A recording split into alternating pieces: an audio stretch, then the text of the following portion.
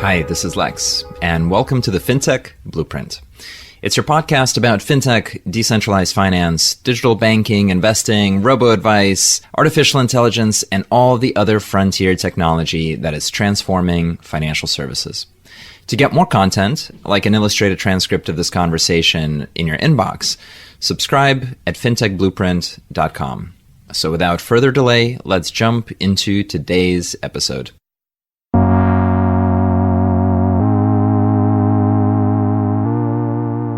Hi, everybody, and welcome to today's conversation. I'm thrilled to have with us today Matthew Merle, who is the managing partner and CEO at blockchain Coinvestors. He's had an illustrious career across blockchain and early stage investing across some of the key companies in the space, as well as exposure to innovation more broadly. I'm really excited to talk with Matthew today and learn more from him. So with that, welcome to the podcast. Thank you very much, Lex, and it's good to be on the FinTech Blueprint and meeting all of your followers.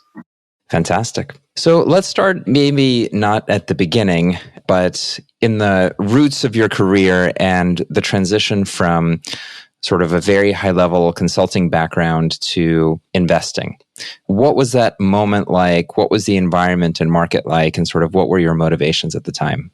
It goes back a long way, and I don't want to overly date myself, but I started my career in consulting, became a senior partner of large firms, ran financial services group globally for one, Carney, and the global digital practice for another, co-led that at Booz. And in that time, I was first and foremost sort of a consultant advisor working with big companies from the Microsofts and Ciscos and Intels to the Bank Americas and Visas and to BlackRocks. And I started getting the opportunity early on to really understand the internet and what it was going to enable and do. But I was still not investing. I was seeing things happen, and I was working later with Google and eBay and PayPal and so on. So I was in the right place at the right time, but I didn't invest. And that obviously, as you would imagine, starts wearing on your mind. You start sort of saying, you know, I'm helping these companies launch this, that, and the other. And the growth is enormous as we digitalize communications and content.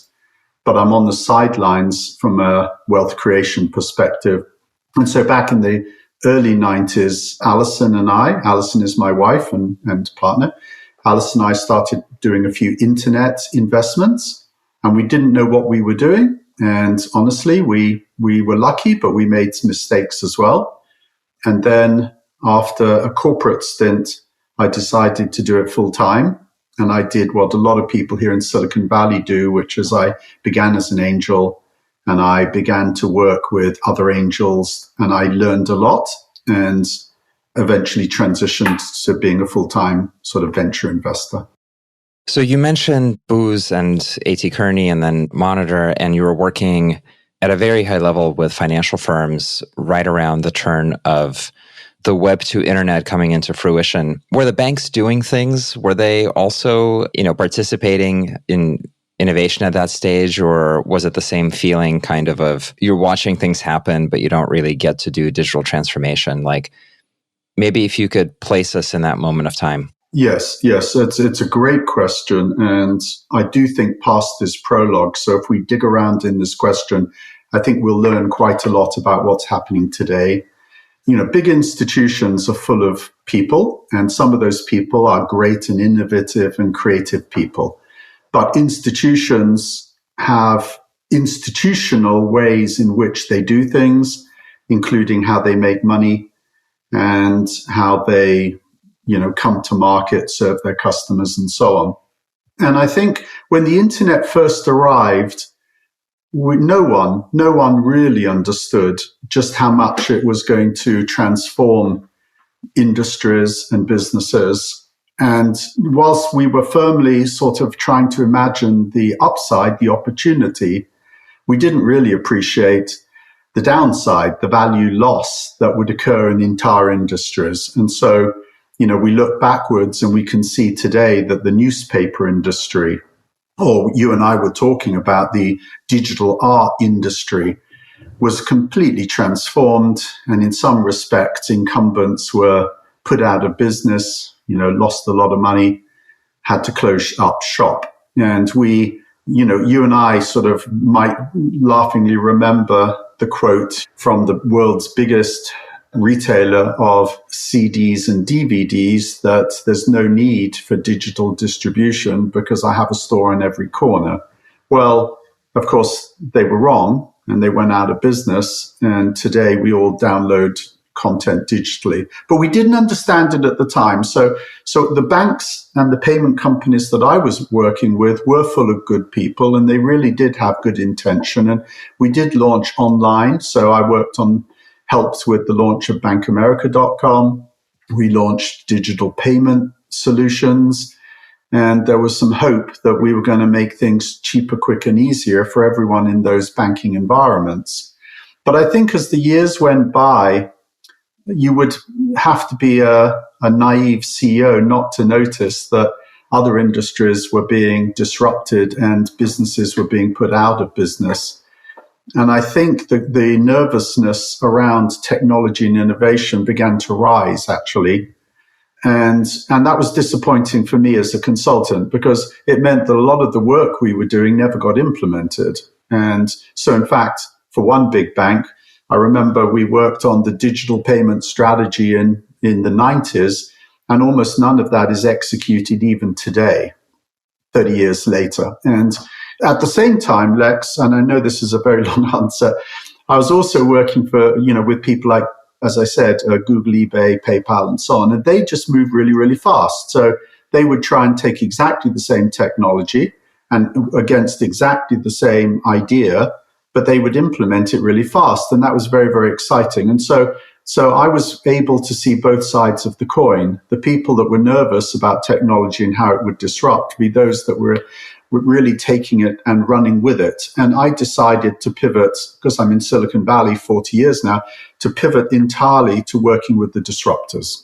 If I look at today, and we can double click on this if you wish, let me just give you one example of today, stable coins. And we know stable coins allow democratized, rapid, essentially cost-free or close to cost-free movement of money globally over the internet, including at very small values. So you can send a few dollars of stable coin and make it work, whereas, the costs of trying to send a few dollars on most payment rails, it doesn't pencil out. And you would say, well, that sounds like a good deal, right? That sounds good for everyone. Wouldn't everyone want to have payment rails that are quick, cheap, easy, and accessible to everyone? Sounds like a good thing. Well, no, actually, for a bank, that destroys a lot of their profitability because they make a lot of money because they're moving money slow and they get to charge a lot for moving money slow. So they make money when the money is in their hands through things like float and fees, float and interest rates and so on. And in addition, they charge a lot of fees. So a stable coin is not so much a creator of value for a big bank. It could potentially be a destructor of their value, at least where they make it today. And conversely, for a tech company or retailer that has to pay a lot in percentage terms to move money over a Visa or MasterCard, a stable coin could be a very good way of creating additional value in their business. And I was for a while the head of strategy at Gap, so I can explain exactly what I mean by that. So you get these funny dynamics, whereas two people looking at the same technology and the same solution might actually view it as a opportunity or a threat. And I just wanted to work with the people that unashamedly think that if it's good for consumers, we should be doing it and can figure out how to make money and value from doing it. So I flipped 100% to backing the disruptive technology players. It's a more fun position to be in, isn't it? It's much more fun to be building out Google in the early internet than to be scanning all the books or backing Amazon instead of trying to save Walmart and Kmart and all the other marts. It feels it. So I agree with you, Lex. I've never I've never got involved in a startup where we weren't positive, optimistic, and excited. You and I know most of them end up failing. So it doesn't, on average, it doesn't finish up feeling exciting and positive. It's a world, it really doesn't. And for the entrepreneurs who are listening, that is the risk-adjusted equation. You get to work on the most exciting opportunities in the world that could really create huge benefits for everyone. But the failure rate is very high, and it's a world of misery when your business is failing. Let's talk about that world of misery. You started angel investing and then transitioned to that full time and started building out vehicles to professionalize investing. Can you take us on a high level journey in terms of company building, of how you went from you're cutting personal checks to, having one of the largest and active co-investment vehicles in the world and being involved in angel communities? And what are the key variables there? Well, that's a lot, Lex, because that's actually, almost 30 years of my life. At the beginning, I knew nothing. I thought I knew a lot because I had been working with the world's biggest companies on helping them with strategy and go-to-market and all these things. And I did learn a lot. But when it comes to startups and entrepreneurialism and technology, it turns out a lot of that doesn't really translate so well. It's not that it isn't important for a startup to also worry about, customer value and value propositions and go-to-market and so on. They do need to think about that. But there's a whole set of other things they have to do, like how do you form a company and how do you set up your relationships with your co-founders so you don't have disharmony and breakups later? And how do you raise money? And how do you pitch? And how do you write term sheets that will be good for the investor, but also good for you and the company over time, and so on and so on. So these are just examples, obviously. So for me, I had to go down that journey. And angel investing actually is quite a good way for an individual to get started because, the bets are small and you can learn a lot without actually having to pull the trigger too often, because you can still do all the due diligence and get to know a lot. It's like a fire hydrant of CEOs coming and pitching new technologies and new opportunities. So in my case, I joined Band of Angels and I joined Keiretsu. And later on, I took a role with Keiretsu part-time, sort of helping them scale up their own activities globally. And that was a good number of years. And I would say, I did learn a lot. I was also fortunate to be around at the beginning of the launch of some of the platforms. And I saw you recently interviewed AngelList, but the genesis of earlier things like Wit Capital and Off-Road Capital, Second Markets, I took a keen interest in those and learned about them. And later on, AngelList came along, and then CoinList and Republic and all of the others. That taught me a lot too. So the first phase is sort of get yourself smart. And in my case, it was early stage investing, technology focused, Silicon Valley, be an angel. Later, Alison, who in parallel was a private equity managing partner, she also got more interested in tech. And so we started getting more exposure to venture capitalists. We started becoming LP in VC firms. And, as we got to learn more about that and lent into that, Alison became chairman of the advisory board very early at Blockchain Capital back in 2014. And blockchain became a bit of a passion for other reasons. We were transitioning from angel to direct venture capitalist to now having a broader view where we were LP in many venture capitalists. And at a certain point in that journey, we actually stopped and we said, what's the best strategy for us? And in fact, we wrote a book. So Lex, we actually wrote a book where we actually penciled out what could be all of the different participation models for those people wishing to participate in innovation and technology. And in the combination of wanting to think through the best stance for ourselves, plus having just written a book about all of the ways in which different people can participate in innovation, we chose our own strategy. And our strategy is to be a very diversified early stage investor by being an LP with the best VCs in blockchain and AI. And then secondarily, monitor everything the best VCs do and look for follow-on mid-stage investments where the market's clearing and everyone clearly believes the emerging category leader or leaders are beginning to show their faces. And so that's what we do today. And the only other thing we do today is we do help blockchain companies go public because we think that's good for the world and it's very hard. It's very hard for them to make that transition. So we have a lot of experience and we want to help with that transition. We think the world would be a better place if we had DeFi and decentralized distributed ways of doing things. But we all, at the other end of the spectrum, we need some more public blockchain companies to really nail home the point that this is now ready for prime time and everyone should be on this new technology backbone. That's a fascinating journey, and I'm really interested in the moment of transition when you saw the opportunity to go from direct investment and looking at companies and founders and then treating other funds as an investment opportunity and as LPs, because the profile is so different and the personalities can be really different. I'm wondering about that moment when you felt a fit, maybe with some of the first fund investments that you've done. And maybe before that, like rewinding before that, what are some examples of successful direct investments you've done and the logic behind those? And then how did your first capital into fund managers feel like and compare relative to that process?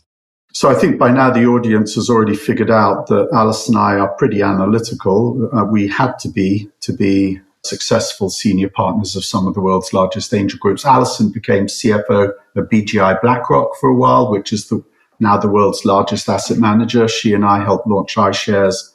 Lee Cranefus and his team do that, which is today the world's largest financial product.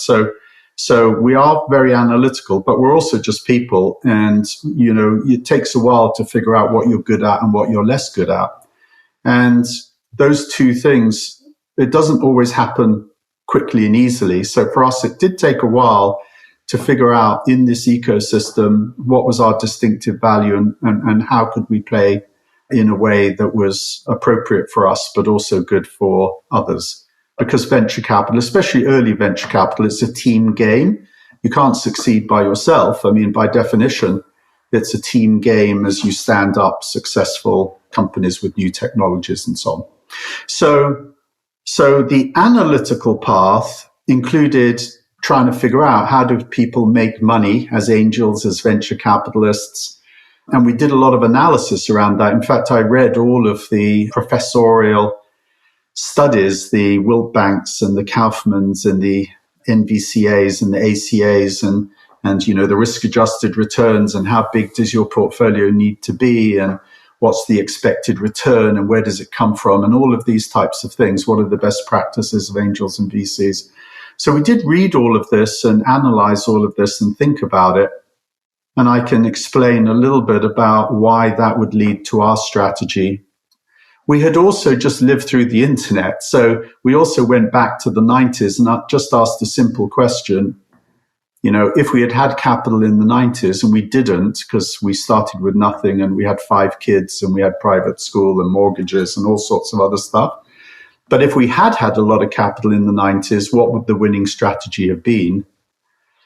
And in retrospect, it was clearer to see the answer. I mean, it was either be one of the world's best internet venture capitalists if you had the skills and capabilities and could raise money behind yourself, or it was give your money to the world's best internet venture capitalists, the Sequoias, Andreessens, Kleiner Perkins, and then follow and invest when you could see the emerging category leaders, which is a bit of a clue for why we're doing that today. But the other part of the answer to your question, Lex, is to do with us. We became more and more appreciative of the fact that we didn't understand technology as well as we needed to.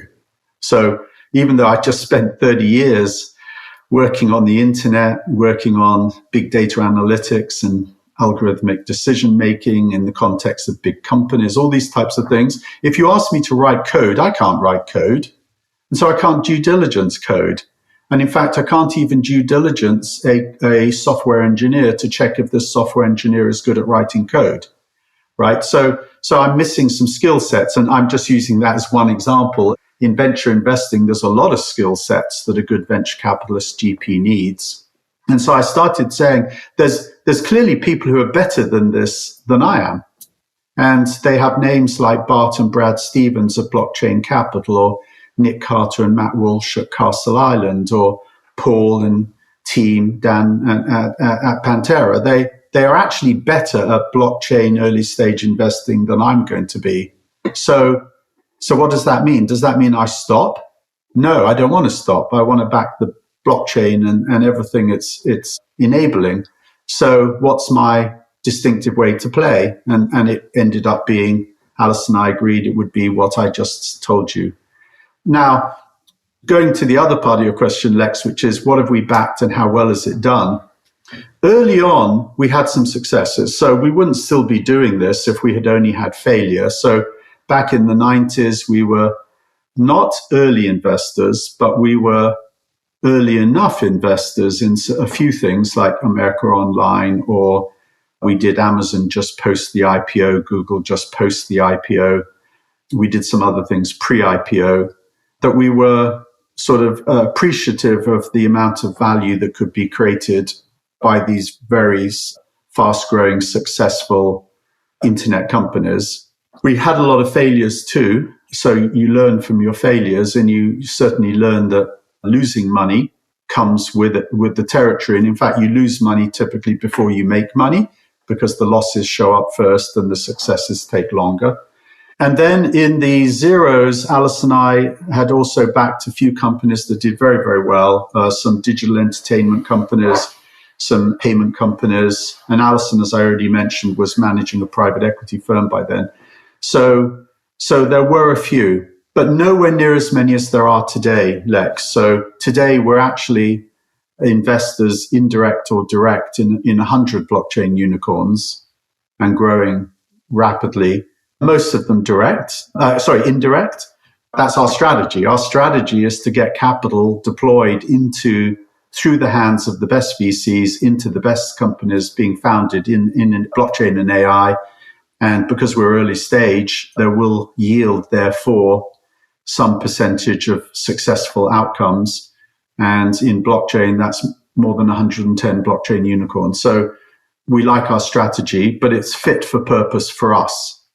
You know, if I could have been one of the world's best direct venture capital investors, maybe I would have chosen that path. But I knew that I didn't have all the skill sets. I want to pick up on one of the things you said from a personal perspective, because it's something I'm struggling, may be the wrong word, but digesting in terms of the investor experience. And that is that the losses show up first, and that you have to wait for the long term for the portfolio to really mature or grow up. And in my career, I've done things from asset allocation to equities investing, liquid investing, to treasury management. And a lot of the investing experience is you're deploying assets and they go up a little bit every day. So usually you feel good. And then occasionally there'll be a market crash and you feel bad for that acute period. And then you have recovery again. And overall, the trend averages out. And so you're up over the long term.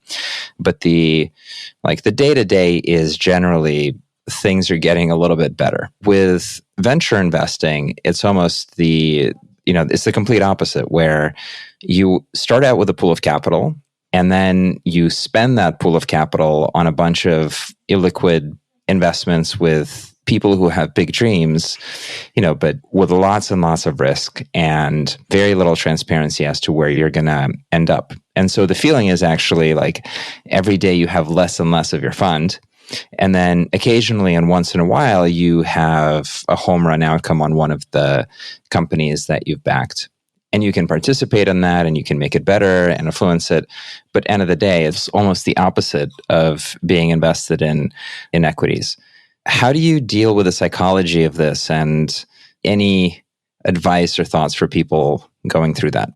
So let's just first define the asset classes we're talking about. So we have equities and now we have tokens. And for various reasons, the answer to your question is different. So on the equity front, we know what that looks like. It's been around for a long time. It's formation, which we call startup investing, formation, seed rounds, Series A's as the preferred rounds kick off.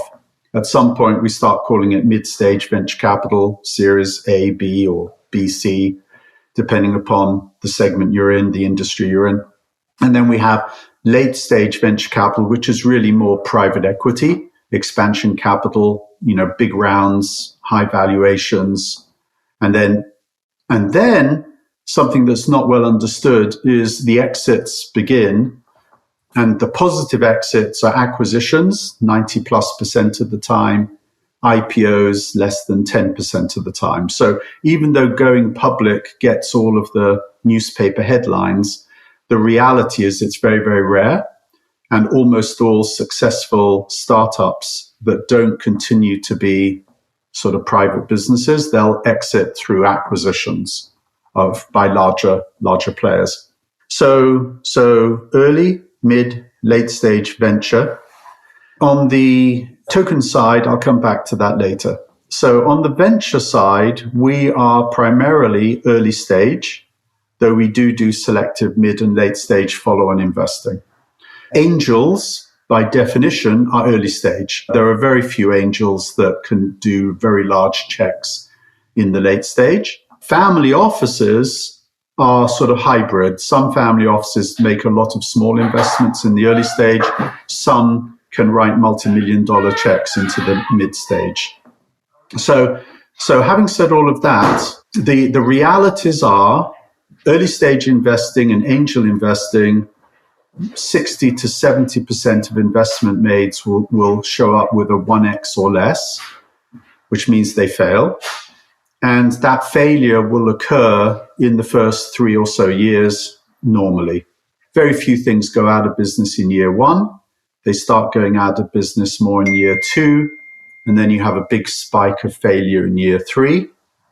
In terms of success, 20 or 30% of outcomes will be a 1x to a 5x, which doesn't really return a fund. But if you're an angel, you feel pretty good about getting 3 or 4 times your money back.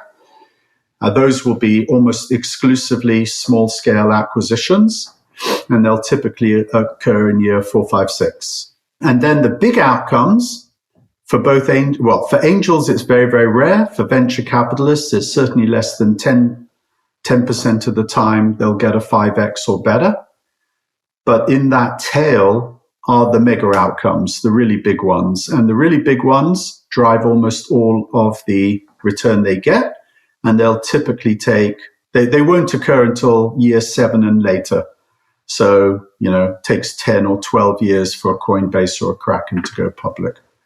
So now, if you ask me what's the emotional journey and how do you cope with it, the reality is you start up very optimistic and positive. If you're an angel, you may be overexcited and you may make a lot of early investments and you won't have gone through the doom cycle of failure, but it will happen to you whether you like it or not. And you'll start seeing a lot of your portfolio companies fail in years 2, 3, 4.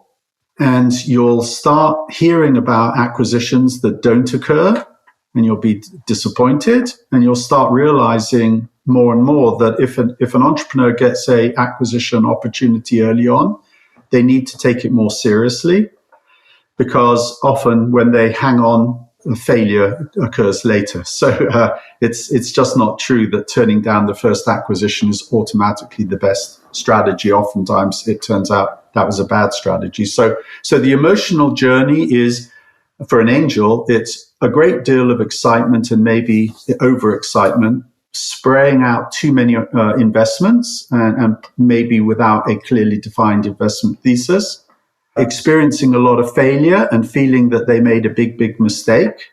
And then suddenly something positive happens and you get a good outcome and you say, one of my companies succeeded. And then if you're lucky in years 7, 8, 9, maybe you'll get a handful more. And then you'll suddenly do the maths and you'll say, wow, I did better than I thought I was going to do. And that was my journey. Now, just on a probabilistically, there's a large number of people that begin as angel investors who never see a return on their capital. So they will be very, very depressed and disappointed. Just mathematically, it turns out about 30 or 40% of people with undiversified angel portfolios end up with complete capital loss. But on the other hand, the expected return of angel investors is in the mid 20% net. So on average, there are a good number of angels who do very well. What's different, Lex, about venture capital, of course, is you don't have a choice. So you've raised a fund and you're in it for the duration, which is typically 10 or 11 years. And you don't have a choice. You're a fiduciary, you're managing other people's money, and you don't get a choice of changing your mind later. And so the emotional journey is actually a little bit different because the angels are saying, oh my gosh, I wasted all my family's money and it took me so long to make that money. Whereas the venture capitalist is losing other people's money in the early phase and doesn't have a choice but to hang on in there. And I think some of the other lessons learned, one of them I've hinted at, which is encourage your CEOs and entrepreneurs to understand that most exits are acquisitions. So getting acquisition offers early on is actually an acceleration of the strategy. It's not a deflection of the strategy. Almost all startups end up getting acquired. So if you get an opportunity to sell early, why is that a bad thing? The IPOs are so rare that in practice, that should not be your primary focus. I know that sounds odd, but most entrepreneurs should focus on building companies to sell them later and not build companies to take them public because building companies to take them public is such a rare, successful strategy. Right. Although these days with the token markets, the math does change quite a bit. And there's a lot of early stage stuff that has the unfortunate luck of early float.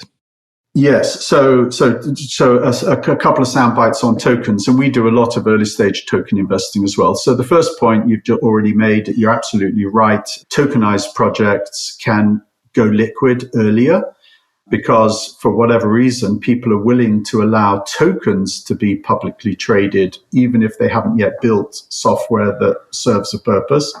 Whereas we don't allow companies to go public if they don't yet have revenue and real products and services. So, NASDAQ and New York Stock Exchange or London Stock Exchange wouldn't allow a team to take a company public if it was just a white paper and no software had been written. Whereas in the exchanges and trading platforms of the token world, the majority of tokens are trading as public liquid tokens without any software having been built. So that's really an important observation because the existential risk associated with entrepreneurialism and innovation and software development is much higher in the token markets than it is in the equity markets, which if you think about it, means that over the long term, the failure rate of public liquid tokens should be much, much higher than the failure rate of public equities. We haven't seen that yet because we haven't gone through that cycle. So we've got vast numbers of tokens that are traded on exchanges, but they have no intrinsic value in the sense no software has been written. And in many cases, the teams never intended and never will write any software. So our token investment strategy is still to get in early, but we put even more emphasis on the quality of the team and the reality of their desire to write software. So Vitalik was very capable and was already writing software before he even thought about, doing his ICO and raising some capital. But most token entrepreneurial teams actually have no plan to write software. They may write a white paper, but they're not going to deliver on it. So the existential threat to an investor is much, much higher. So let's switch tracks to investing in fund managers. And we've opened up the entrepreneurial journey and the journey through like an operating business or a crypto protocol. What are the learnings you have about the types of fund managers that are attractive to invest in? And I'd love to get an answer kind of across market cycles, because coming into Pantera at the beginning of the blockchain journey is probably quite different from coming into Pantera in 2025. And so I'm curious as to what your criteria is there. The first thing I'm going to say to everyone listening is I believe in efficient markets up to a point, but I don't believe that venture capital is an efficient market. And this is really important. Everything we know and that you know about picking funds or fund managers or making investments in efficient markets no longer applies if we're going to talk about early stage venture. Information is not readily accessible. It is possible to get proprietary access and unique information, and the superior returns are clearly there, but they are very concentrated into the people that do have privileged access and proprietary information. Whereas in an efficient market, it's always going to be a little bit more of a random walk, because everyone sort of has the same information and sort of has the same access, and getting an edge is possible, but very hard. But in venture, we're at certainly early stage venture, whether it be tokens or equities, we're at the very extreme of an inefficient market. And so if you're going to pick people to give your money to who are going to focus on early stage venture investing in anything, to be honest, it could be life sciences, AI, but certainly when we're talking about blockchain and fintech and so on, you need to find the people that have this ability to get superior returns in an inefficient market. And what does that mean? It means they know the best entrepreneurs, and they know how to know the best entrepreneurs. So they've got to be able to do things like actually get under the hood and really understand, does this entrepreneur have the ability to do what they say they're going to do? Do they really understand how to take the very best modules of code that have been written by others and put them together and hash them together into something really remarkable that can do something that no one else has done, as an example. But it's a lot more than just their software writing capability. It's obviously, can they form a great team? Are they persistent? Are they in this for the long term? Are they doing it for the right reasons? Can they motivate and excite other people? Can they build a community? There's a lot that a modern day blockchain, fintech, or AI entrepreneur needs to be able to bring to the table as a team.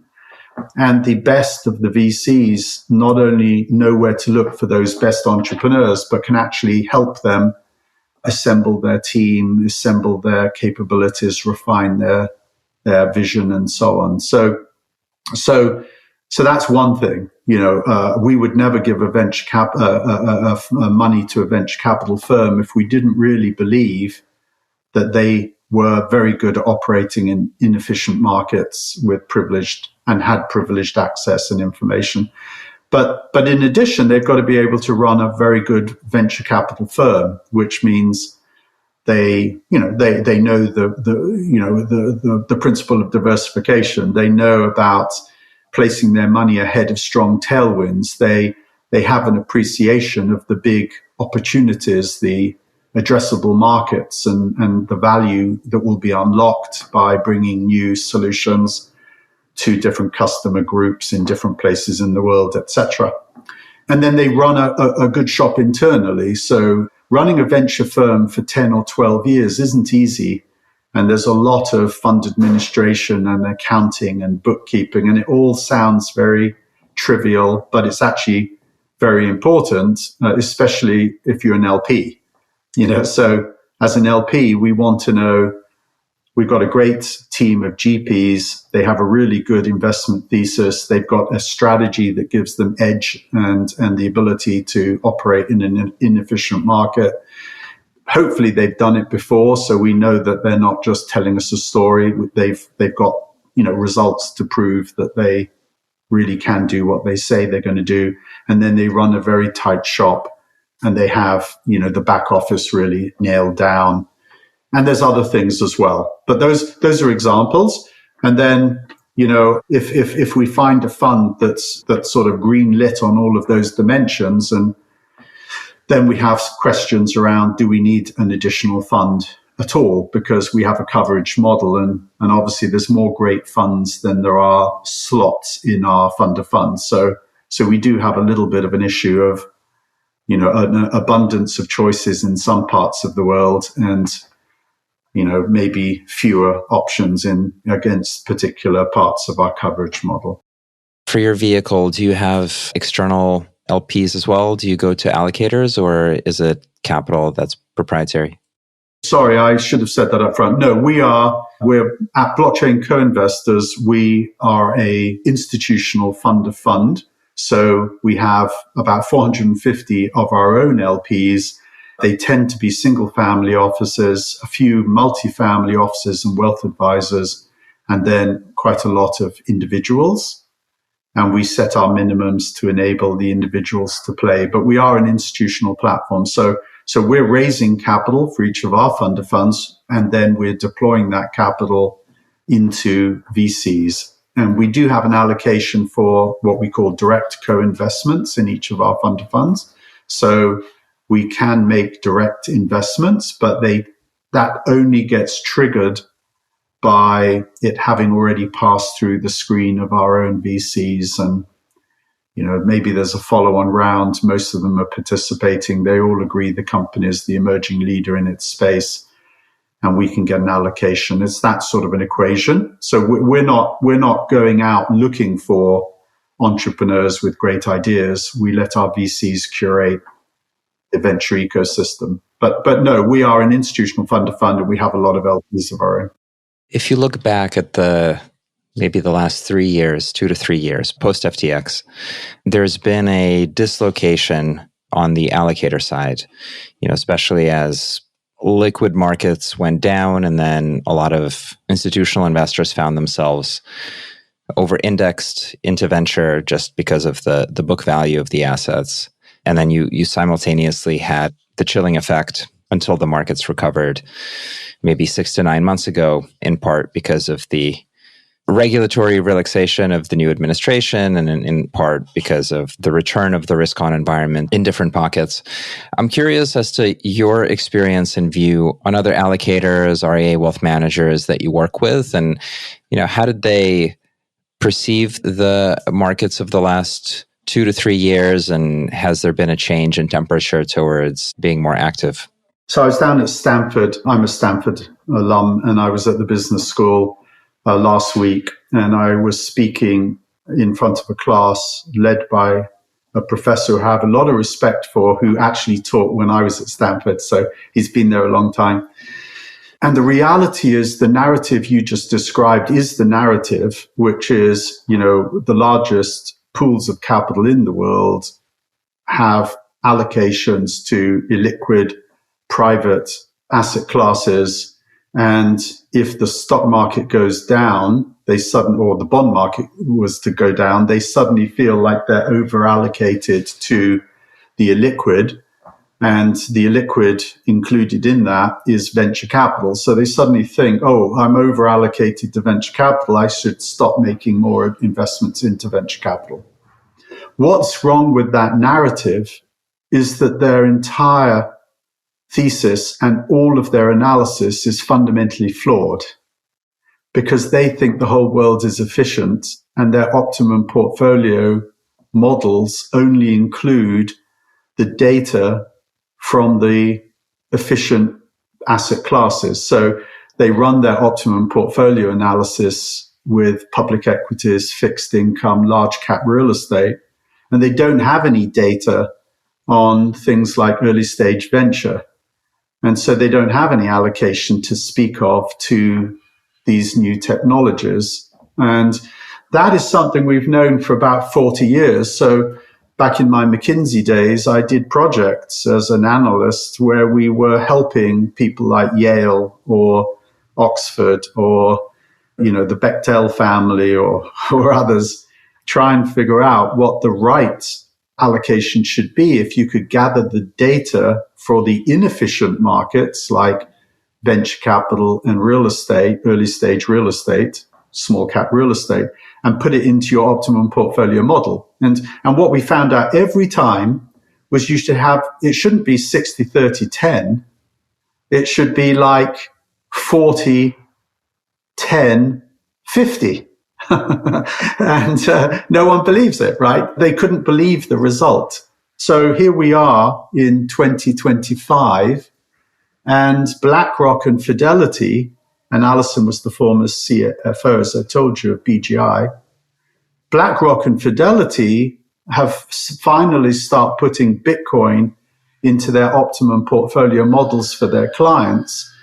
And they're recommending everyone have whatever, 2 to 4% or something in Bitcoin. And Bitcoin is just one of many, many, many new innovative digitally enabled assets. It happens to be one that is the highest performing for 15 years straight, pretty much. That's not quite true, but you know what I mean. It's over the last 15 years, it has been the highest performing asset in the world. And so they don't have a choice, and they put it into the models. The models are now saying put more to it. Well, what should we take away from all of that? What we should take away from that is if you believe in efficient markets, then you're going to have most of your money in the efficient markets because you're going to run your models and you're not going to have the inefficient markets included in them. If you believe in inefficient markets, who are you and why? And I think, you are a person that believes the future is going to be different from the past. If you believe the future is going to be different from the past, you're going to say, well, what's going to drive the future? And I think we all know intuitively that the future is going to be driven by digitalization and technology and innovation. We know that. We've lived through that for 30 years. So we do all know it. It's just the efficient market theorists still can't get their heads around it. They still think that incumbent companies are going to continue to be big with high market caps. Whereas the experience of our last 30 years is it's not true. Big companies can fail as well. And the digitalization and the innovation that's going to drive the future is increasingly in the hands of disruptors. And those disruptive companies don't begin in efficient markets. They begin in inefficient early stage venture capital. And so coming all the way back to your question, the frustration I have is the world's biggest pools of capital deploy their capital into low returning asset categories. And they're underexposed massively to venture capital. And yet they tell themselves that they are overexposed. And just putting the nail in the coffin on this one, the reality is that every sovereign wealth fund, no, I shouldn't say that. Every social security system, almost every pension fund, corporate or public, almost every retirement system is underfunded. Why is it underfunded? It's underfunded because they made promises and then they invested into asset classes that on a risk-adjusted basis have destroyed value. So CalPERS has had to lower its promises to its pensioners because its return is low. And Denmark just had to increase the retirement rate all the way up to 70 because they know they can't afford to pay their pensioners what they promised them. And here in America, we have the real risk that, when you retire, there won't be any money for you in our social security system. And it all comes back to this same point. If you put your money into efficient markets, you shouldn't expect a superior return. The only place you should be able to get a superior return is in an inefficient market. But the good news is the future's being driven by technologies and innovations that are in inefficient markets. And that's why Alice and I pivoted and put all of our capital and run blockchain co-investors and our blockchain and AI fund of funds, it's because we believe in what I just said. We're putting all of our money into early stage, inefficient markets because those have the highest return, not only today, but certainly in the future. And anyone who wants to argue that blockchain, AI, personalized medicine, sustainable energy, the Internet of Things are not the future, I'm happy to argue with them about that. We're even the combustion engine may not be around with us that much longer. Yeah, I mean, a lot of what you say resonates. And I think it goes back to that human discomfort you feel that we talked about before of waiting and things not working, and then all of a sudden unlocking after many, many years. And that's the outcome of taking real risk. The discomfort is it's the measure and the symptom of the fact that you're out there in the frontier doing something difficult. Whereas if you're in the flip situation of, I believe in a well-balanced 60-40 portfolio and want to get my mark to market every day, you're just not going to get to experience any of that asymmetric upside. So thank you for investing in people doing the crazy stuff and emerging managers and doing the hard work. If our listeners want to learn more about you or about the fund, where should they go? Well, blockchaincoinvestors.com is our website. We're very transparent. So we have newsletters and podcasts and blogs and things that we give away for free because we're trying to help entrepreneurs and investors and this whole entrepreneurial ecosystem. So blockchaincoinvestors.com is the answer. You and I today, Lex, we've obviously talked somewhat conceptually, and I know I've purposefully kept things at quite a high level. There's a lot of the devil's in the detail, and we're happy to share everything we know and have learned about how to cope with the detail because this is not easy. Thank you so much for joining me today. Thank you very much, Lex. Hi, everyone. That's it for this week's episode of the FinTech Blueprint. For more technical deep dives into all things fintech and decentralized finance, check out fintechblueprint.com and grab a free subscription to the newsletter. This is Lex, and I'll see you next time.